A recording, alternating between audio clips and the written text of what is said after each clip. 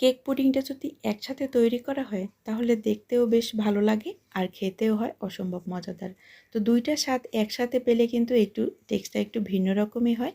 আসসালামু আলাইকুম দর্শক, আশা করি সবাই অনেক বেশি ভালো আছেন।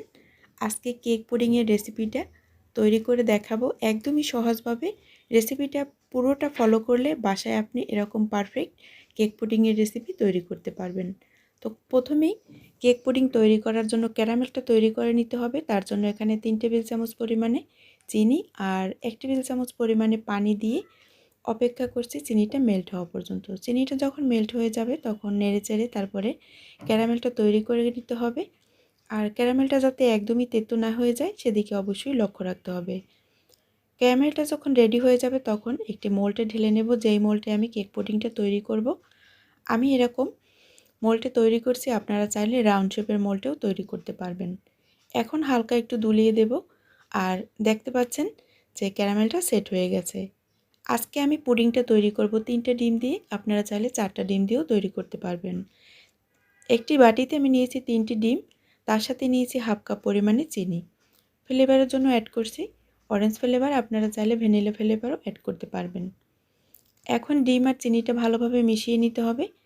এমনভাবে মিশাতে হবে চিনিটা যাতে গলে যায় কিন্তু ডিমে কোনো ফোম হতে পারবে না। তো দেখা যায় ডিমে যদি ফোম হয়ে যায় সেক্ষেত্রে কিন্তু পুডিংয়ের গায়ে বাবল আসে, মানে ছিদ্র ছিদ্র থাকে, দেখতে যেটা একদমই ভালো লাগে না। তো ভালোভাবে একটু মিশিয়ে নিয়েছি। এরপরে দিয়ে দেব 1 কাপ পরিমাণে ঘন দুধ।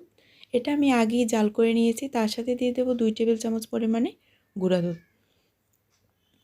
এখন গুঁড়া দুধ আর ডিমের মিশ্রণটা ভালোভাবে একটু মিশিয়ে নেব, একদমই আলতোভাবে, ভিডিওতে যেভাবে দেখছেন। আপনাদের হাতের কাছে যদি কোনো রকম ফ্লেভার মানে এসেন্স না থাকে সেক্ষেত্রে চাইলে একটু এলাচির ফ্লেভারও অ্যাড করতে পারবেন। এখন এইদিকে একটি বাটিতে নিয়েছি একটি ডিম আর কুসুমটা আলাদা করে নিয়েছি। এখন সাদা অংশটা একটু ফোম করে নেব। প্রথম দিকেই আমি চিনিটা দেব না, কারণ আমি হ্যান্ড বিটার দিয়ে মানে হ্যান্ড উইক্স দিয়ে এই ফোমটা করছি, যার কারণে একটু সময় লাগতে পারে। তো অল্প অল্প চিনি দিয়ে তারপর ফোমটা তৈরি করে নেব। আর এইভাবে ফোমটা একটু তৈরি করে নিলে সেক্ষেত্রে কেকটা কিন্তু অনেক বেশি ফ্লাফি হয় আর খেতেও বেশি মজা হয়। তো আমি 2 থেকে 3 বারে আমি অল্প অল্প চিনি অ্যাড করে তারপরে কিন্তু এই ফোমটা তৈরি করে নিয়েছি। ফোমটা যখন রেডি হয়ে যাবে তখন আগের সেই কুসুমটা দিয়ে দেব আর অল্প একটু এসেন্স দিয়ে দেব। তার সাথে দিয়েছি আমি 1.5 টেবিল চামচ পরিমাণে রান্নার রেগুলার তেল। আপনারা চাইলে কিন্তু এখানে একটু গলানো বাটার অথবা ঘিও ইউজ করতে পারবেন।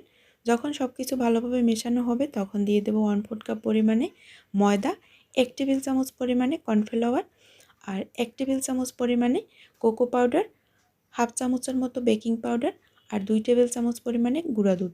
গুঁড়া দুধটা দেওয়ার ফলে কিন্তু কেকটা খেতে বেশি আরও মজা লাগবে। এখন সব কিছু প্যাচুলার দিয়ে একটু ভালোভাবে মিশিয়ে নেব।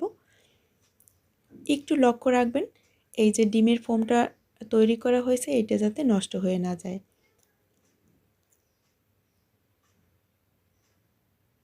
তো কেকের মিশ্রণটা তৈরি হয়ে গেছে। এদিকে আমি যেই মোল্ডে আমি পুডিংটা তৈরি করব একটু সেঁকে নেব, এতে একদমই স্মুথলি পুডিংটা হবে আর দেখতেও বেশি ভালো হবে।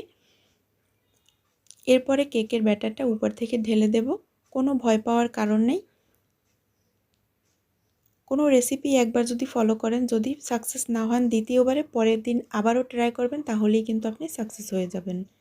এরপর র্যাপিং পেপার দিয়ে র্যাপিং করে দিয়েছি।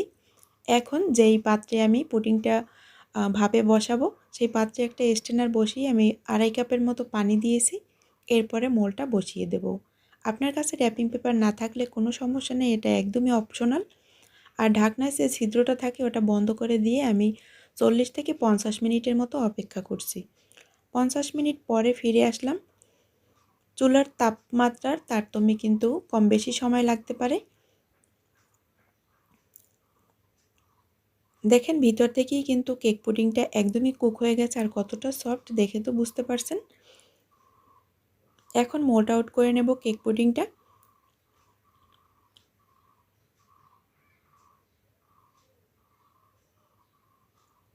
খুবই সাবধানে মোল্ড আউট করতে হবে যাতে পুডিংটা একদমই ভেঙে না যায়।